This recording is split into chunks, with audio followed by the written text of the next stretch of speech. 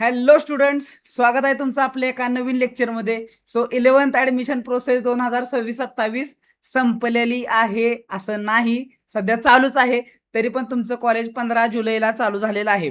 त्यामुळे सगळ्यात महत्त्वाची गोष्ट, सगळ्या विद्यार्थ्यांचं अभिनंदन की तुम्हाला एका चांगल्या कॉलेजमध्ये ऍडमिशन मिळालेलं आहे. आणि कुठं नाही कुठं तुम्हाला ऍडमिशन मिळण्यासाठी कुठं नाही कुठं तरी माझी थोडीशी हेल्प झाली असेल, त्यातच मला आनंद आहे. ठीक आहे. पण सगळ्यात महत्त्वाची गोष्ट सांगू तुम्हाला, 11वीला अजिबात कॅज्युअल घेऊ नका.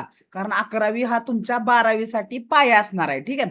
कारण 11वी मधील बऱ्याच गोष्टी तुम्हाला बघायला मिळतील, त्या तुम्हाला 12वी मध्ये आहेत तशा आहेत, पण त्या थोड्याशा डीप मध्ये असणार आहेत.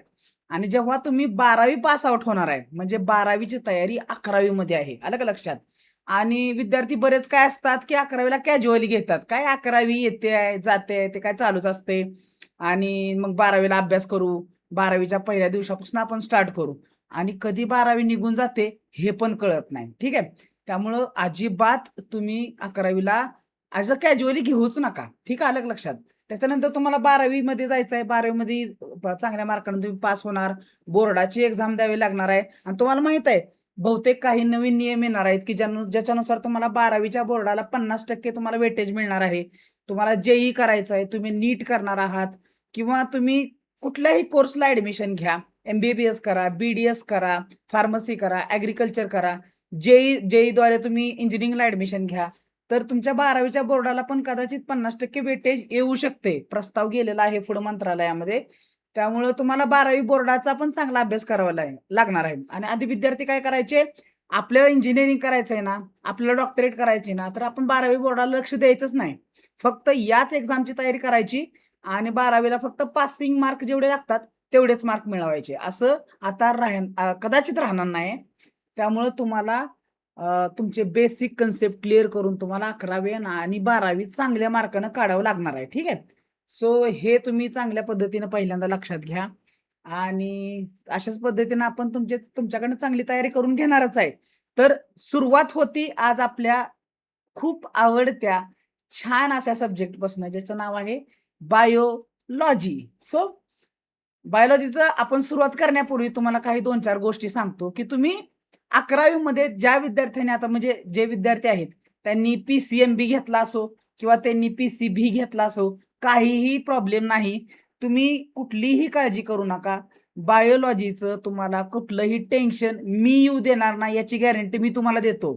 कारण तुम्हाला काय वाटतं की P आणि C म्हणजे फिजिक्स आणि केमिस्ट्रीचं ऑलरेडी एवढं टेन्शन आहे. बरोबर आहे का नाही?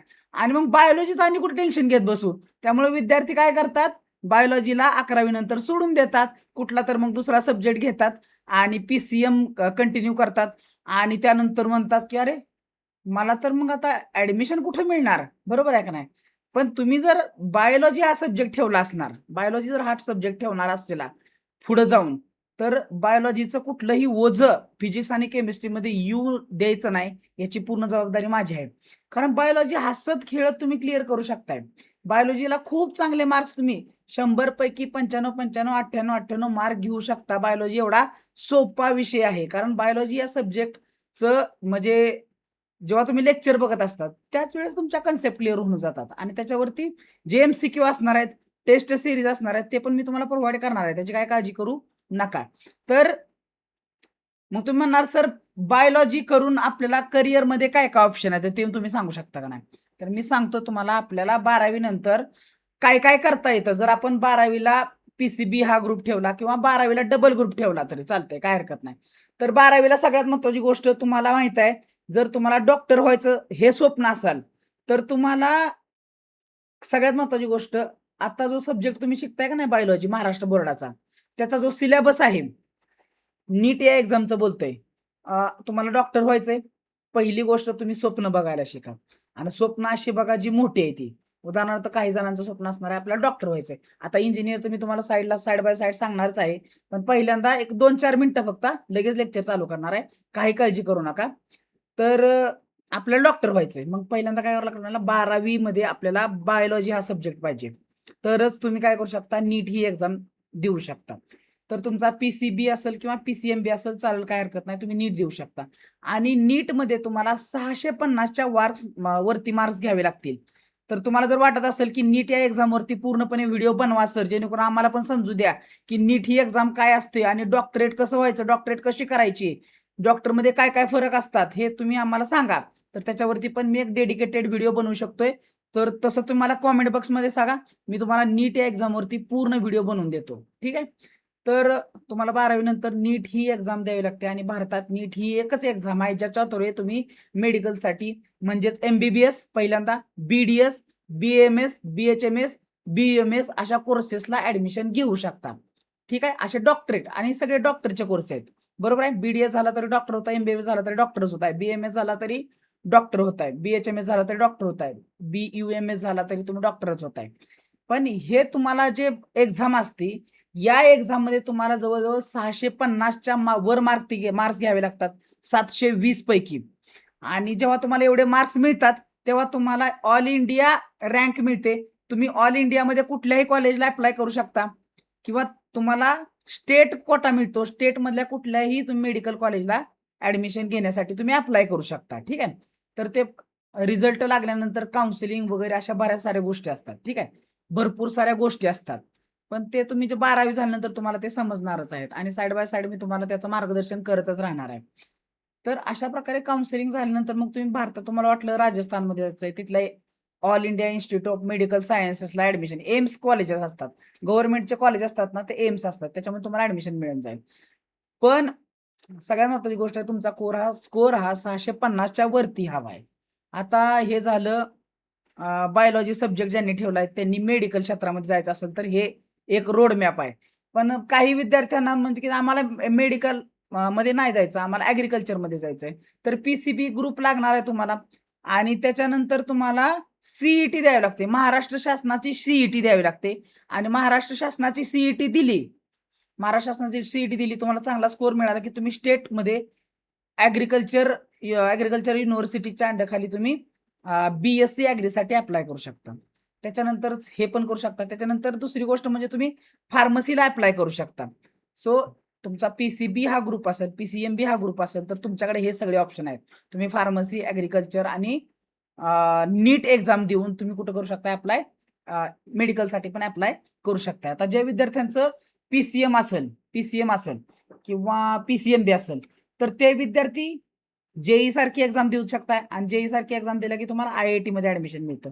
आणि JEEचा जो स्कोर असतो का नाही, JEE 2 प्रकारचे असते. सो JEE मेन्स आणि JEE ऍडव्हान्स. सो तुम्हाला वाटत असेल तर JEE मेन्स मध्ये जर चांगले मार्क्स मिळाले, तुम्ही टॉप मध्ये आला, तर तुम्हाला JEE ऍडव्हान्स देता येतं आणि JEE ऍडव्हान्स दिल्यानंतर तुम्हाला IIT मध्ये जाता येतं आणि एकदा तुम्ही IIT मध्ये गेला की तुमची लाईफ झाली म्हणून समजा, लाईफच क्रिएट झाली. पण तिथं जाणं तितकंच अवघड आहे. फिजिक्स, केमिस्ट्री तुमचं खूप सारं स्ट्रॉंग लागतं, फिजिक्स, केमिस्ट्री आणि मॅथमॅटिक्स. सो PCM हा ग्रुप असेल तरी पण तुम्ही JEE देऊ शकता आणि PCBMB असेल, PCMB असेल तरी पण तुम्ही JEE देऊ शकता.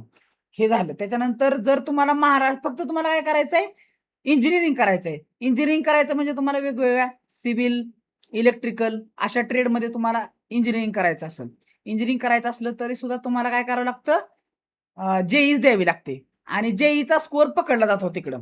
म्हणजे ऍडमिशन घेण्यासाठी तुम्हाला जर JEEला चांगले मार्क पडले तर तुम्ही चांगल्या कॉलेजमध्ये ऍडमिशन हे घेऊ शकताय. ठीक आहे.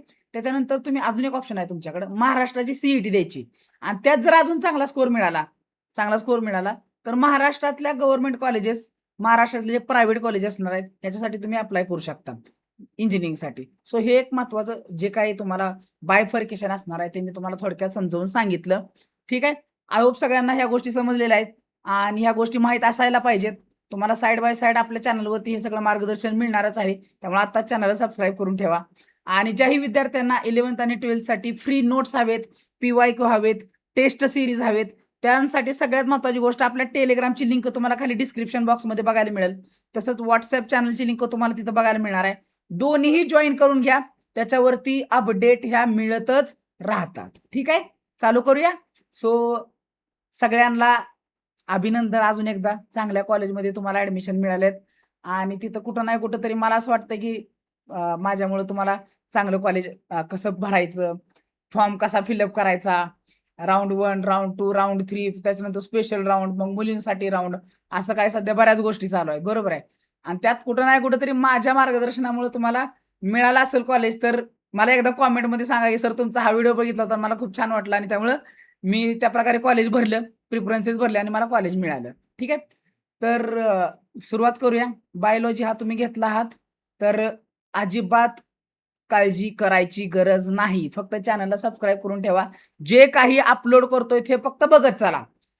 तुमच्या कॉन्सेप्ट लेक्चरमध्येच क्लिअर होतील. त्याच्यावरती आधारित क्वेश्चन्स पण मी घेणार आणि एकदा क्वेश्चन झाले की तुमचा तो टॉपिक, सब टॉपिक क्लिअर होऊन जाणार. काही काळजी करू नका.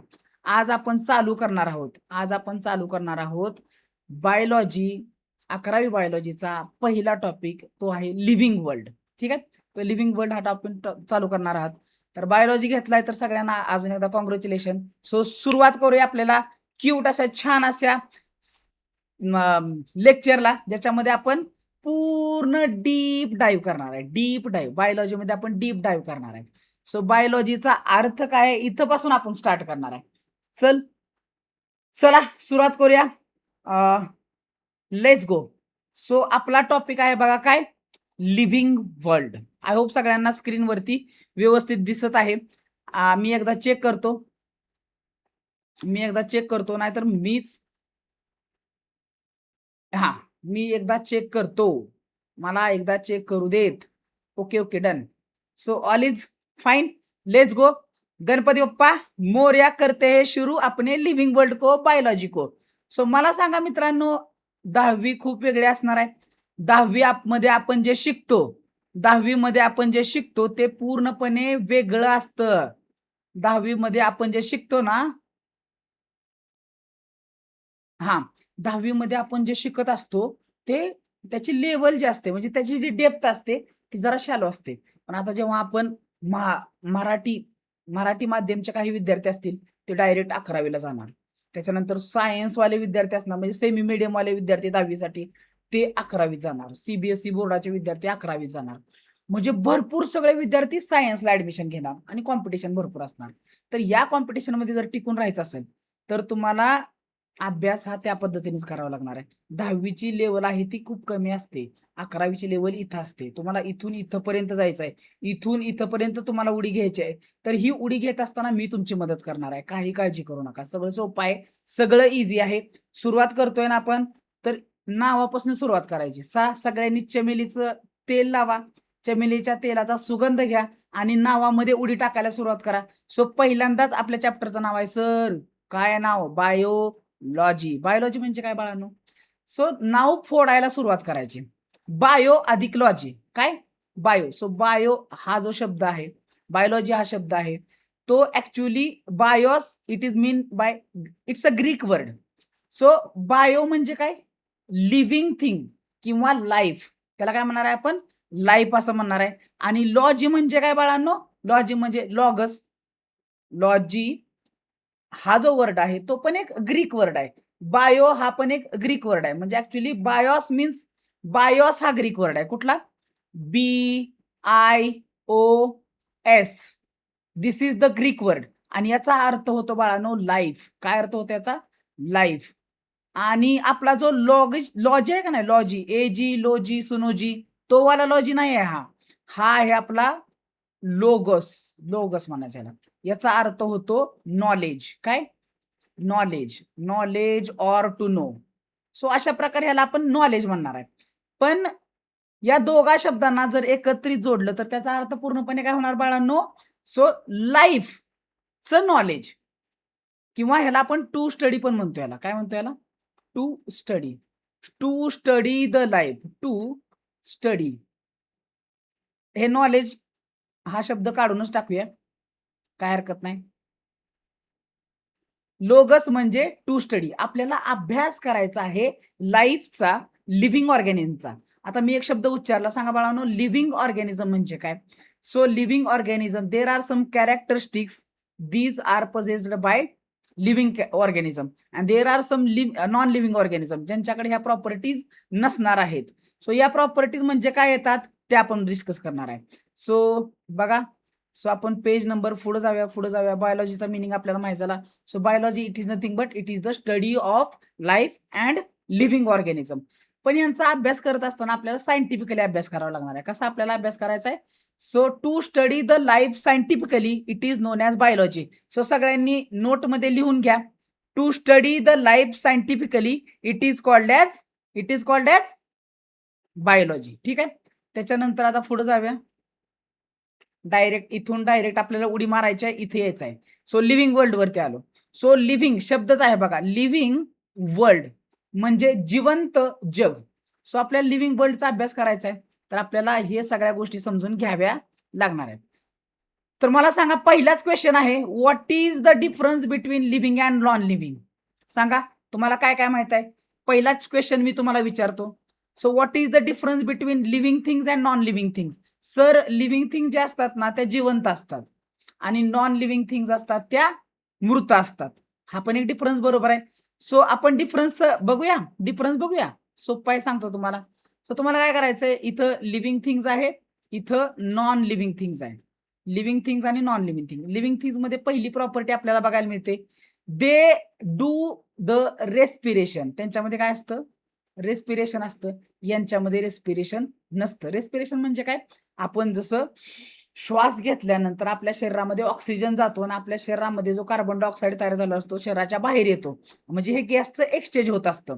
तर अशा प्रकारे लिव्हिंग ऑर्गॅनिझम मध्ये आपल्याला रेस्पिरेशन बघायला मिळतं आणि रेस्पिरेशन ह्यांच्यामध्ये बघायला मिळत नाही. दुसरी गोष्ट आहे, दुसरा आर म्हणजे रिप्रोडक्शन. आता समजा माझ्याकडे एक नॉन लिव्हिंग थिंग आहे, उदाहरणार्थ हा रिमोट आहे माझ्याकडे आणि मी इथं ठेवून गेलो आणि 4 वर्षानं आता इथं जस्ट पळूनच गेलो, इथनं 2 मिनिटात इथनं पळून गेलो आणि 4 वर्षानं परत आलो, तर ह्या रिमोटचे 4 रिमोट होणार आहेत का, नाही होणार. म्हणजे रिप्रोडक्शन आपल्याला ह्यांच्यामध्ये बघायला मिळत नाही. नॉन लिव्हिंग मध्ये आपल्याला रिप्रोडक्शन बघायला मिळत नाही. बरोबर आहे. अजून एक महत्वाची गोष्ट, त्याच्यानंतर तिसरी गोष्ट महत्वाची. सो यांच्यामध्ये आपल्याला नर्वस कोऑर्डिनेशन बघायला मिळतं. मला सांगा, आपण जाळावरती जर हात धरला तर चटकीन आपला चटका बसल्यामुळे आपण हात कसा माघारी घेतो, म्हणजे आपल्याला काय बघायला मिळतं ह्यांच्यामध्ये, नर्वस कोऑर्डिनेशन. आता मी काय म्हणतो, इथं सर्व एनसी लिहितो, एनसी लिहितो तुमच्या समजण्यासाठी. मी इथं काय लिहितो, एनसी. आणि यांच्यामध्ये एनसी नसतं. Nervous coordination, nervous system available नसते नॉन लिव्हिंग ऑर्गॅनिझम मध्ये. रिप्रोडक्शन नसतं, रेस्पिरेशन नसतं. सो इथंपर्यंत आपण गोष्टी बघितलेल्या. त्याच्यानंतर मी तुम्हाला अजून एक फरक सांगतो. सो मुवमेंट असते यांच्यामध्ये. लिव्हिंग ऑर्गॅनिझम मध्ये मुवमेंट असते. मला बाळांनो सांगा, मला ताप आला, थंडी आली, बरोबर आहे. तर मला थंडी वाजायला लागली, घराच्या बाहेर गेलो, मी थंडी वाजायला लागली, तर मी काय करतो, हालचाल करून लगेच घरात येतो. बरोबर आहे का नाही. तर आपल्याकडे मुवमेंट, हालचाल करण्याची पॉवर असते. तर नॉन लिव्हिंग थिंग्स मध्ये आपल्याला हालचाल करायची पॉवर बघायला मिळत नाही. So they don't show the movement. हा एक महत्वाचा फरक आहे. अजून लिव्हिंग आणि नॉन लिव्हिंग ऑर्गॅनिझम मध्ये फरक काय बघायला बघायला मिळतो सांगा. सो एक्सक्रिशन म्हणजे वाईट ज्या गोष्टी आपल्या शरीरामध्ये तयार होतात त्या बाहेर टाकले जातात. आपण सकाळ सकाळ जो कार्यक्रम करतो त्यालाच आपण एक्सक्रिशन अशी प्रोसेस म्हणतो. म्हणजे आपण सेलमध्ये आपण जे जेवण करत असतो त्यातनं आपल्या शरीराला जे काही सगळे घटक लागतात ते आपण ऍब्झॉर्ब करून घेतो आणि राहिलेले घटक आपण टाकून देतो. सो त्याला आपण म्हणतो एक्सक्रिशन. लिव्हिंग थिंग्स मध्ये असतं एक्सक्रिशन, नॉन लिव्हिंग मध्ये नसतं. इतका सिंपल फरक आहे. त्याच्यानंतर अजून एक फरक सांगा बरं, काय काय झालं बघा. आपलं रिप्रोडक्शन झालं, रेस्पिरेशन झालं, नर्वस कोऑर्डिनेशन झालं, मुवमेंट झालं, एक्सक्रिशन झालं. अजून एक सगळ्यात महत्वाचं कॅरेक्टरिस्टिक राहिलं ते म्हणजे ग्रोथ. काय राहिलं, ग्रोथ आपल्याला बघायला मिळते. आता मला सांगा, हा रिमोट मी इथं ठेवलाय आणि एक 10 दिवसांनी मी इथे येऊन बघितलं किंवा एक 10 वर्षांनी आलो, ग्रोथचं बोलत आहे, तर हा रिमोट एवढा झालेला बघायला मिळेल का, एवढा मोठा रिमोट झालाय, म्हणजे ग्रोथ दाखवतं का, नाही दाखवू शकत. म्हणजे हे नॉन लिव्हिंग थिंग आहे. किंवा एक बाळ जन्माला आलाय, जस्ट आज त्याचा वाढदिवस झाला, पहिल्या वर्षाचा वाढदिवस झाला, तर त्याची साईज साधारणतः एवढी असते. पण जेव्हा आपल्याला तो 10 वर्षांनी आपण त्याला भेटतोय तर त्याची साईज जरा मोठी झाली असते. म्हणजे अरे तू तर खूप मोठा झालास, आपण असं म्हणतो. म्हणजे मोठं होणं म्हणजे काय, ग्रो करणं म्हणजे काय, सेल नंबर वाढणं करणं किंवा सेलची साईज वाढणं, ह्याला आपण ग्रो होणं म्हणतो. म्हणजे ग्रोथ ही कॅरेक्टरिस्टिक आपल्याला बघायला मिळते. So this is the basic difference between living things and non living things. But आपण चॅप्टर मध्ये कशाचा अभ्यास करणार आहे बाळांनो, आपण चॅप्टर मध्ये अभ्यास करणार आहोत लिव्हिंग वर्ल्डचा. कशाचा आपण अभ्यास करणार आहोत, लिव्हिंग वर्ल्डचा अभ्यास करणार आहे. नॉन लिव्हिंग थिंग्सशी काही घेणं देणं नाही. बायोलॉजीच्या डेफिनेशन मध्येच लिहिलेलं आहे बाळांनो, it is the study of life and living organism scientifically अभ्यास करायचा आहे. This is the basic difference between living and non living things. But we don't have to think about the non living things. We just have to think about the living world. Okay, माझी ओळख करून देऊ काय? माझी ओळख करायची द्यायची राहिले. सो माझं नाव आहे गणेश रमेश गुंड आणि मी सध्या MSc बॉटनी झालेला विद्यार्थी आहे. आता PhD करत आहे आणि मला 12वीला 79% मार्क होते, 78.5 होते आणि 10वीला मला 93.82 होते. अशी माझी ओळख आहे. नेट, सेट, गेट सारख्या ज्या कॉम्पिटेटिव्ह एक्झाम आहेत, अख्ख्या भारतातल्या सगळ्यात टॉप मोस्ट अवघड एक्झाम्स आहेत, त्या सगळ्या मी पास आहे. नेट, गेट, सेट तिन्ही एक्झाम क्वालिफाय झालेला माणूस आहे. त्यामुळे तुम्ही योग्य माणसाकडनंच शिकत आहात, काही काळजी करू नका. बरोबर आहे का? सो दुसरा प्रश्न आहे बघा, the enlist the characteristics of living organism. Living ऑर्गॅनिझमचे कॅरेक्टरिस्टिक आत्ताच मी दाखवले होते तुम्हाला डाव्या साईडला. लिव्हिंग ऑर्गॅनिझमचे हे सगळे कॅरेक्टरिस्टिक दाखवतात. Living organism respiration, reproduction, growth, nervous coordination, digestion, ह्या सगळ्या प्रॉपर्टी कोण दाखवतं? लिव्हिंग ऑर्गॅनिझम दाखवतो. ठीक आहे, आता आपण पुढे बघा. तिसरा प्रश्न आहे, whether all living organisms are similar or similar आहेत का? तुम्हाला जेवढे सगळे लिव्हिंग ऑर्गॅनिझम दिसतात ते सगळे सिमिलर आहेत का? मला सांगा, मी आणि तुम्ही तर सिमिलर आहे का? मग तुम्ही म्हणणार सर आम्ही 11वीत आहे, मग तुम्ही तर एवढे मोठे आहे, असं आहे, मग सिमिलर थोडेच झाले. मी म्हणत आहे आपण तुम्ही आम्ही सेमच आहे हो. आपण ह्युमन बिईंग आहे, आपण ॲनिमल आहे. तसं आपल्या आणि कुत्रामध्ये मग काय तर फरक आहे, आपला आणि कॅट यांच्यामध्ये काय तर फरक आहे, आपलं आणि झाड आहे त्याच्यामध्ये काय तर फरक आहे. बरोबर आहे का नाही? यांच्यामध्ये जो डिफरन्स बघायला मिळतो त्याला आपण डायव्हर्सिटी म्हणतो. काय म्हणतो? डायव्हर्सिटी. आणि म्हणजे डायव्हर्सिटी म्हणजे variety of things, variety of things together it is called as diversity. So हे सगळे सिमिलर नाहीत, कारण त्यांचा जो जेनेटिक मेकअप आहे, म्हणजे त्यांच्या सेलच्या आतमध्ये न्यूक्लियस असणार आहे, त्या न्यूक्लियसच्या आतमध्ये DNA असणार आहे आणि त्या DNAच्या जीनमध्ये कुठं नाही कुठेतरी फरक असणार आहे. म्हणून आपण आपण आपल्या आईबापासारखं नाही आहे, आपण आपल्या आईबापासारखं नसणार आहे. बरोबर, मला म्हणायचंय काय, आपण आपल्या आई वडिलांसारखे नाही आहे, तर आपण दुसऱ्यासारखे थोडीच असू शकतोय. सो लक्षात ठेवा, तुम्ही आणि आम्ही, आपण सगळेजण, सगळे लिव्हिंग ऑर्गॅनिझम सगळे हे प्राणी वर्ग, वनस्पती वर्ग, एकमेकांमध्ये काहीतरी डिफरन्स आपल्याला बघायला मिळतो. This is our answer. सुरुवात करूया.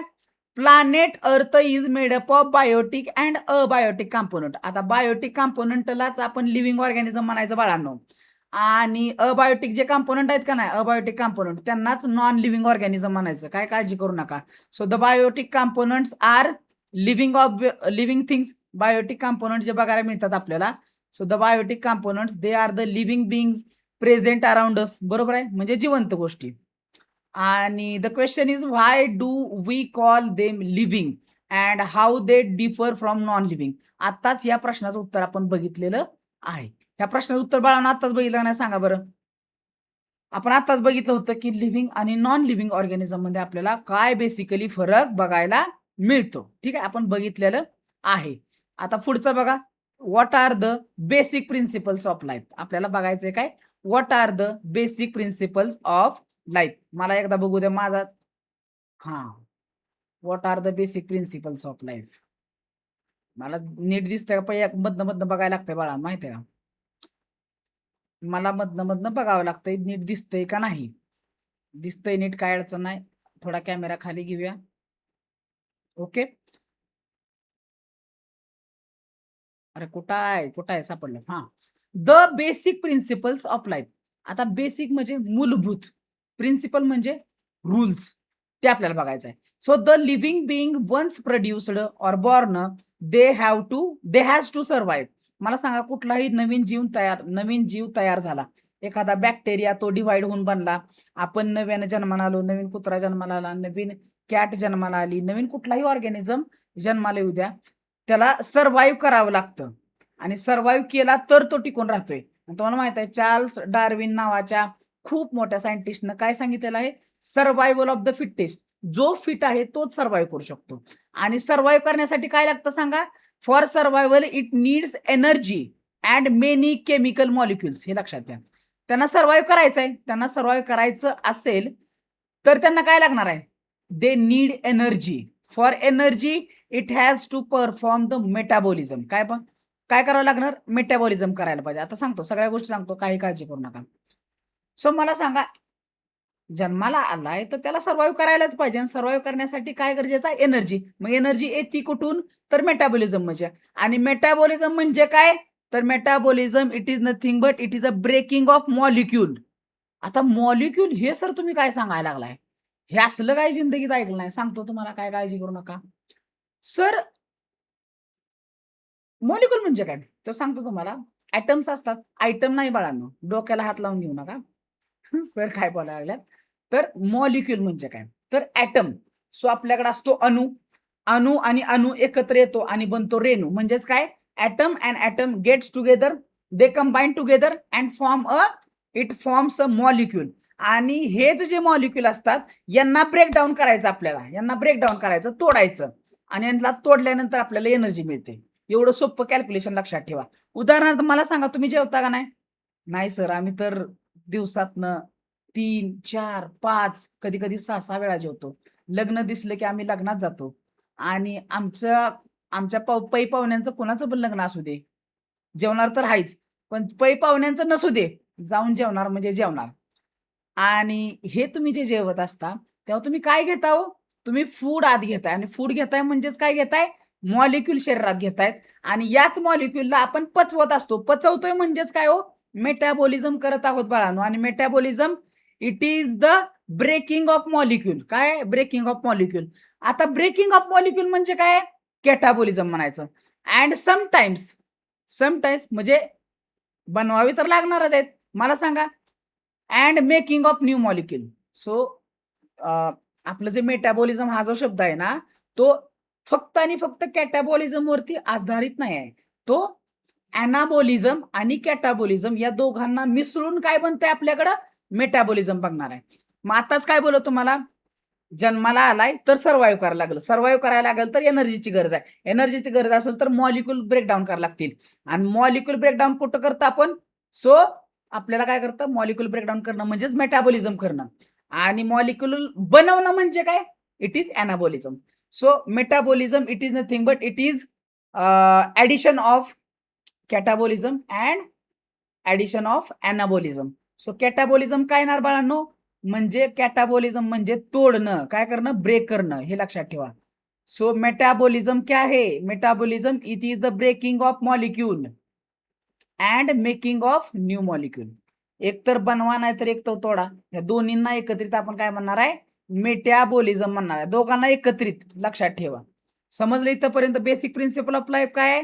पहिला प्रिन्सिपल काय सांगतो? It is metabolism. So survive करायचं असेल तर आपल्याला मेटाबॉलिझम करावं लागतं. मेटाबॉलिझम गरजेचं आहे. तिथून पुढे बघा, फ्रॉम बर्थ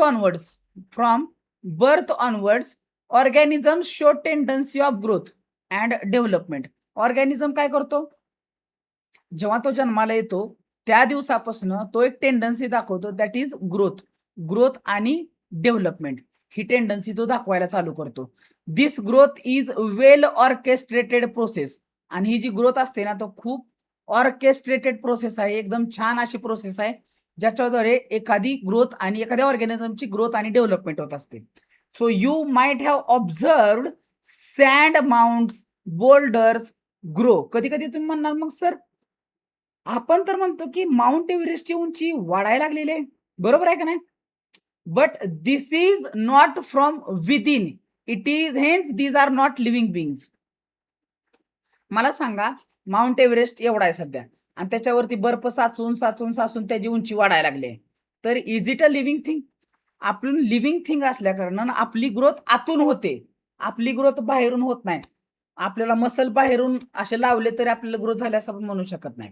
सो आपले मसल ग्रोथ जी होती ती आतून होती. जेव्हा तुम्ही व्यायाम करता, तुम्ही भरपूर सारा कंटिन्यू व्यायाम करता. मी पण व्यायाम करत असतो. मी पण जिमला जातो. तर तुम्ही जेव्हा व्यायाम करत असता तर तुमच्या मसलची ग्रोथ ही आतून होत असते. सो ग्रोथ जी होणारं कॅरेक्टर आहे ते growth should be from within, from not outside. So हे जे बोल्डर्स आहेत किंवा हे जे ग्रो होत आहेत, माउंटेन्स किंवा आपले माउंट एव्हरेस्ट वगैरे किंवा बोल्डर्स वगैरे ग्रो होतात, तर बाहेरून त्याच्यावरती काहीतरी बर्फ साचणं, धुळीचा एक लेअर साठवून राहणं, याच्यामुळे त्यांची ग्रोथ होते. ही काय लिव्हिंग थिंग्सची ग्रोथ नाही आहे. त्यामुळे त्यांना आपण लिव्हिंग थिंग्स म्हणत नाही. नाहीतर तुम्ही म्हणणार, सर तुम्ही म्हणला होता की लिव्हिंग ऑर्गॅनिझम ग्रो करतात, मग हे नॉन लिव्हिंग ऑर्गॅनिझम पण ग्रो करायला लागलेत की, मग ह्यांना पण आपण लिव्हिंग थिंग म्हणायचं का? तर नाही म्हणायचं. ठीक आहे. त्याच्यानंतर बघा, तिसरी गोष्ट आपल्याला बघायची आहे. So third one, so this is a, पहिली गोष्ट काय बघितली समजलं, आपल्याला एनर्जीची गरज असेल तर आपल्याला मेटाबॉलिझम करावं लागेल. कॅटाबॉलिझम म्हणजे तोडणं, एनाबॉलिझम म्हणजे बनवणं. आणि from the birth onwards living organism जे असतात ते टेंडन्सी दाखवतात. कशाची? ते दाखवतात टेंडन्सी ग्रोथ आणि डेव्हलपमेंटची. ग्रोथ आणि डेव्हलपमेंटची टेंडन्सी दाखवतात. पुढे बघा सी, तिसरा point. Growth and development are not the processes which have unlimited time span. At the certain point of time, the molecules, organs, systems being to lose their effective working and become old. This is a aging process of the body. Actually तुम्हाला माहिती आहे का, म्हातारा माणूस होण्याच्या बाबतीत लिहिलेलं आहे. ग्रोथ आणि डेव्हलपमेंट जी टेंडन्सी जगामध्ये पहिल्यांदा पाऊल ठेवल्यानंतर, बर्थ झाल्यानंतर एखादा ऑर्गॅनिझम लगेचच काय शो करायला चालू करतो? ग्रोथ आणि डेव्हलपमेंट शो करायला चालू करतो. पण तुम्हाला माहित आहे, ही आहे ती गोष्ट कंटिन्यू अख्ख्या लाईफ मध्ये चालू राहते का? नाही. त्याला अनलिमिटेड लाईफ स्पॅन नसतो. Processes which don't have the unlimited life span. दिसलं का? These are not the processes which have unlimited life span. म्हणजे पूर्ण आयुष्यभर ग्रोथ होत नाही. ऍट द सर्टन पॉइंट म्हणजे कुठल्या तरी एका पॉइंटला असं होणार, molecules, organ, system begin they lose their effective working and become old. म्हणजे काय हो? ह्याचा अर्थ असा होतो, कुठल्या तरी एका क्षणाला असे क्षण येतो, तिथून पुढं आपले जे मॉलिक्यूल असतात, ऑर्गन असतात, ते काम करणं बंद करायला लागतात किंवा काम हळूहळू करायला लागतात. आणि अशाच वेळेस काय होतं, आणि ते हळूहळू काय होतं, ते ऑर्गन, मॉलिक्यूल असतात ते ओल्ड बनायला चालू करतात. त्यालाच आपण काय म्हणतो? एजिंग प्रोसेस म्हणत असतो. काय म्हणत असतो आपण त्यालाच आपण एजिंग प्रोसेस असं म्हणत असतो. आय होप इथपर्यंत सगळ्यांना समजलेलं आहे. तुम्हाला जर काय डाऊट असेल तर मला प्लीज कॉमेंट बॉक्समध्ये सांगायला विसरू नका. मी त्याचे उत्तर नक्कीच देणार आहे. सो डी, पुढचं बघा, आपल्याला आता बघायचं आहे D. So life has to continue, hence the organism try to produce a young one like itself. Definition आहे आपल्या रिप्रोडक्शनची. रिप्रोडक्शन म्हणजे काय? कुठलाही लिव्हिंग ऑर्गॅनिझम बघा, पहिल्यांदा आपण काय बघितलं? ए झाला, बी झाला, सी झाला, आता डी आलाय. सो कुठलेही ऑर्गॅनिझम बघा, ते स्वतः सारखे ऑर्गॅनिझम तयार करायला बघतात. कारण ते काय म्हणतात की मी आज आहे किंवा उद्या नाही, मी ओल्ड होणार आहे, मी मरणार आहे, हे फिक्स आहे. पण माझ्या नंतर सुद्धा माझे जे ऑर्गॅनिझम्स असतात, माझे जे यंग वन्स असतील, माझे जे पुढचे पिढी असेल, ती या पृथ्वीवरती टिकून राहायला पाहिजे. त्यामुळे they do reproduction. So life has to continue, hence the organism try to reproduce. Organism काय करतो? रिप्रोडक्शन करायला बघतो. सो अशा प्रकारे यंग वन्स तयार होतात. So it is possible through reproduction. हे कशाने पॉसिबल होतं? कुठली प्रोसेस आहे ज्याद्वारे नवीन यंग वन्स तयार होतात? रिप्रोडक्शन ही अशी प्रोसेस आहे सर, ज्याद्वारे रिप्रोडक्शन हे होत असतं. मला सांगा, रिप्रोडक्शन दोन प्रकारचं असतं, एक आहे असेक्शुअल आणि एक आहे सेक्शुअल रिप्रोडक्शन. समजलं बाळांनो? अशा प्रकारे आपल्याला दोन प्रकारचं रिप्रोडक्शन हे बघायला मिळतं. दिस एन्श्युअर्स कंटिन्युटी ऑफ रेस. मला सांगा, एकाच वेळेस रिप्रोडक्शन ही लॉंग प्रोसेस आहे. काही ऑर्गॅनिझम मध्ये रिप्रोडक्शन जे होत असतं त्याला टाइम स्पॅन कमी लागतो. काही ऑर्गॅनिझम मध्ये भरपूर सारा टाइम स्पॅन लागतो आणि त्याच्यानंतर यंगवन तयार होतात. बरोबर आहे का नाही? सो त्यांच्यामध्ये पॅरेंटिंग बघायला मिळतं. So this ensures continuity of race. Continuity of race म्हणजे काय हो? अशा प्रकारे कंटिन्युअली जी त्यांची पिढी आहे ती पुढे पुढे जात राहते. त्यांची जी जात आहे ती कंटिन्यू राहते. रेस म्हणजे जात. Mules, sterile worker bees do not produce. Mules, मला सांगा, एक म्युअल पण असतो बरं का, घोडा आणि गाढव या दोघांचं रिप्रोडक्शन करून जो प्राणी तयार झाला त्याला आपण म्युअल असं म्हणतो. त्याच्यानंतर स्टराईल वर्कर बी. तुम्हाला सर हे स्टराईल वर्कर बी काय असतं? तुम्हाला मधमाशाचं पोळं माहित आहे का? माशी ती आपल्याला चावत असते बघा, तर ती चावल्यानंतर आपल्याला खूप चुनचुन होते का नाही? तर ती जी असते मधमाशी, ती स्टराईल वर्कर बी असते. अलग लक्षात, कारण ह्याचे डिपेंड्स करतात.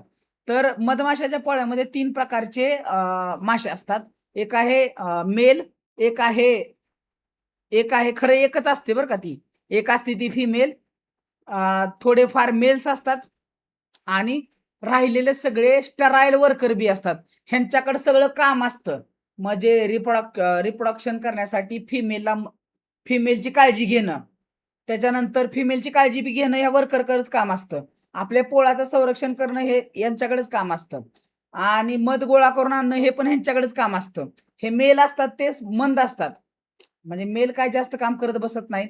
ते फक्त फिमेलकडे जातात. त्या फिमेलच्या बॉडीवरती आपलं जे काही म्हणजे थोडक्यात आपण स्पर्म असं म्हणूया ते त्याच्या बॉडीवरती स्प्रे करतात आणि मग त्याच्यानंतर ती फिमेल काय करते भरपूर सारे अंडी घालते. सो अंडी फिमेलचं काम कळालं तुम्हाला एग्ज ले करणं भरपूर सारे. इतक्या मोठ्या प्रमाणावर एग ले करते की तिचं पोट खूप मोठं असतं आणि त्याच्यातून भरपूर सारे एग्ज काय करतात एग लेईंगची प्रोसेस चालू असते. मेल काय करतात तर फक्त ते कॉप्युलेशनचं काम करतात आणि वर्कर बी सगळं काम करतात.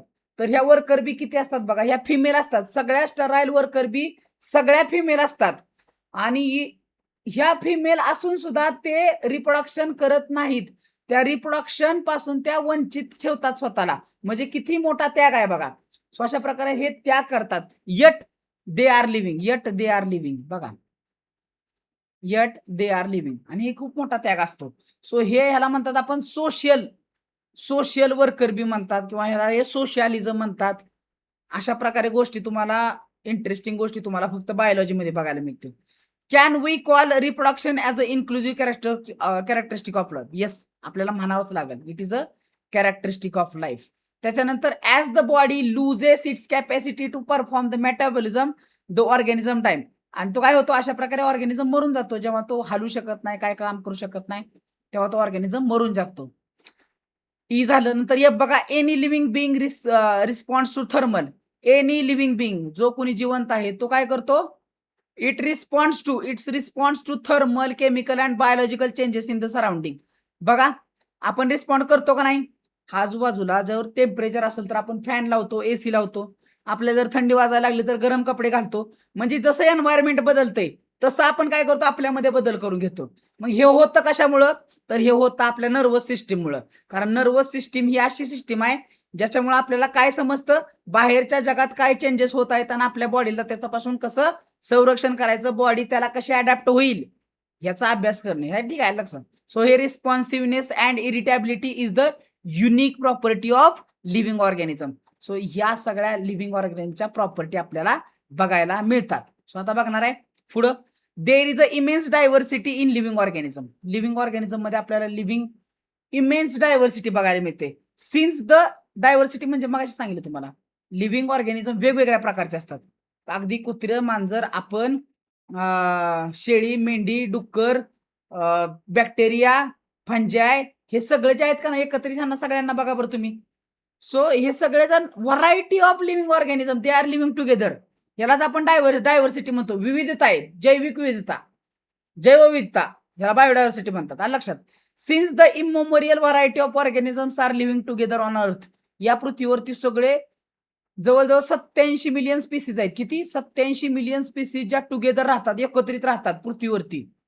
So in order to understand the relation between living things and non living things as well as between living and living beings or groups, systematic study of these is essential. systematic study of these things is essential. म्हणजे काय सांगितलंय बाळांनो, आपल्याला understand करायचंय की बाई एवढे या दोघांमध्ये आपण आणि मांजर, आपण आणि कुत्रा, आपण आणि झाड, बरोबर आहे का नाही, यांच्यामध्ये काहीतरी इंटर रिलेशन आहे का नाही.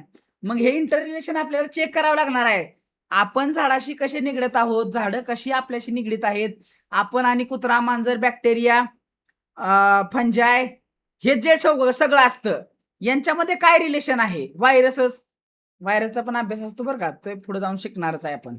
सो यांच्यामध्ये काय रिलेशन आहे, inter relation between living and non living as well as between two living बिंग्स. आता लिव्हिंग आणि नॉन लिव्हिंग मध्ये तर आपण फरक, दोघांमध्ये काय रिलेशन आहे हे बघणारच आहे.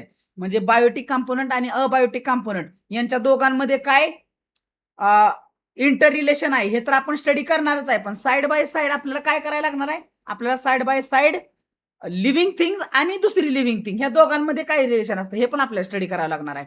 तसंच ग्रुपिझम करतो आपण, सगळे कुत्रे एकत्र टाकायचे, सगळे मांजरे एकत्र टाकायचे आणि या दोघांमध्ये काय इंटर रिलेशन आहे. ते सिंह आहे, वाघ आहे, कॅट आहे, हे कसे एकमेकाशी इंटर रिलेटेड आहेत. ह्या सगळ्याचा आपल्याला अभ्यास करायचा लागेल, तर त्यासाठी आपल्याला सिस्टमॅटिक स्टडी करावा लागतो. कसा? सिस्टमॅटिक स्टडी करावा लागतो. So this data is also important for the various industry and agriculture. आणि हा जो डाटा असतो, तर वेगवेगळ्या इंडस्ट्रीज आणि वेगवेगळे जे ॲग्रिकल्चर आहेत, ॲग्रिकल्चरच्या साठी पण हा डाटा खूप इम्पॉर्टंट असतो. ठीक आहे. So intensive laboratory and field studies in order to identify and classify the organism from strong basis for meaningful use of collected data. So collected डाटाचा मिनिंगफुल यूज करायचा असेल तर intensive laboratory field studies in order to identify and classify. So laboratory लागतात आपल्याला, भरपूर सारे लॅबोरेटरीचे मध्ये जे टेक्निक्स असतात, लॅबोरेटरी टेक्निक आहे, फील्ड स्टडीची गरज आहे. एखादी आपल्याला नवीन काहीतरी आयडेंटिफाय करायचं आहे, क्लासिफाय करायचं असेल, so the organism from strong basis classify the organisms forms strong basis for meaning use of the collected data. आपण जो कलेक्टेड डाटा यूज केलेला आहे, कलेक्टेड डाटा जो आपण करत असतो त्याचा मिनिंगफुल यूज व्हावा. ठीक आहे, मिनिंगफुल यूज व्हावा त्यासाठी आपण सगळं लॅबोरेटरी फील्ड स्टडीज करायला जातो. त्यातनं आपण मिनिंगफुल डाटा गोळा करून आणतो आणि त्याचं आपल्याला अंडरस्टँडिंग जर करायचं असेल तर आपल्याला सिस्टमॅटिक अभ्यास करणं खूप गरजेचं आहे. If we need to study this diversity certain aids called taxonomic aids can be used. So काही टॅक्झॉनॉमिक एड्स आहेत. एड्स म्हणजे काय? सो तो वाला एड्स नाही, तो if we need to study the डायव्हर्सिटीच्या बाबतीत बोलत आहे. एवढी मोठी डायव्हर्सिटी आपल्याकडे बघायला मिळते. सो आपल्याला ही जर डायव्हर्सिटी अभ्यासायची असेल तर काही टॅक्झॉनॉमिकल गोष्टी आहेत त्याचा तुम्ही यूज करू शकता. सो दीज इन्क्लूड्स, यांच्यामध्ये कोण कोण येतं सांगा, यांच्यामध्ये कोण कोण येतं? These includes herbaria, botanical gardens. यांच्यामध्ये काय काय येणार आहे? हर्बॅरिया जिथं आपण झाडाचे स्पेसिमेन काय करून ठेवतो, झाडाचे स्पेसिमेन जिथं आपण काय करून ठेवतो, स्टोअर करून ठेवतो, त्याला म्हणतो आपण हर्बॅरिया. काय म्हणतो त्याला आपण सांगा? हर्बॅरिया. ज्या ठिकाणी आपण वेगवेगळ्या गार्डनमध्ये, बॉटॅनिकल गार्डनमध्ये आपण भेटायला जातो बघा.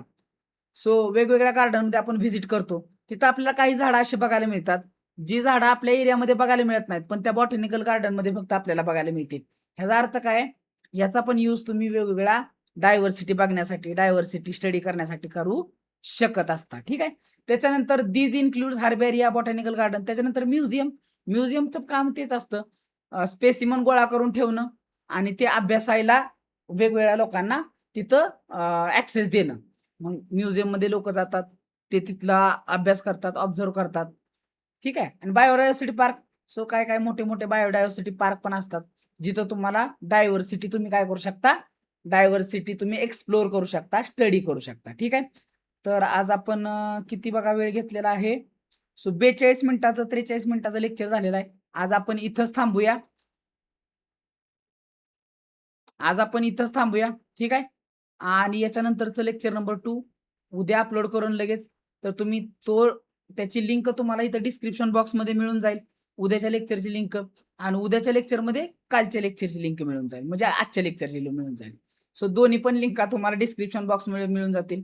आणि तुम्हाला सगळ्यात महत्त्वाची गोष्ट, ज्याही विद्यार्थ्यांना 11वी 12वी नोट्स हव्यात, PYQ हवेत, त्यांनी आताच टेलिग्राम ग्रुप, व्हॉट्सॲप चॅनलचा ग्रुप आहे, व्हॉट्सॲपचा एकतर चॅनल, ग्रुप नाही, व्हॉट्सॲपचा चॅनल आहे, त्याला जॉईन करा. आपला टेलिग्रामचा ग्रुप आहे त्याला जॉईन करा. ठीक आहे. आणि असंच प्रेम आहे तुमचं, जे काही लव आहे ते असंच बरसू द्या आणि सपोर्ट करा कायम, एवढंच अपेक्षा आहे, बाकी काय नाही. आणि तुमची स्वतःची काळजी घ्या. भेटूया आपण पुढच्या लेक्चरमध्ये. आणि हा जो मी तुम्हाला टॉपिक, हा जो छोटीशी गोष्ट आज शिकवली लिव्हिंग वर्ल्ड मधली, ते रिवाइज करा. याच्यावरती जे काही आधारित क्वेश्चन्स असतील, याच्यावरती आधारित जे काही तुम्हाला MCQ असतील, PYQ असतील, ते सगळे तुम्हाला टेलिग्राम ग्रुपवरती आज उद्या मिळून जातील. तर टेलिग्राम ग्रुप जॉईन करून घ्या. सगळी इन्फॉर्मेशन तुम्हाला तिथं बघायला मिळणार आहे. भेटूया आपण पुढच्या लेक्चरमध्ये. Bye bye. Thank you so much. भेटूया आपण पुढच्या लेक्चरमध्ये.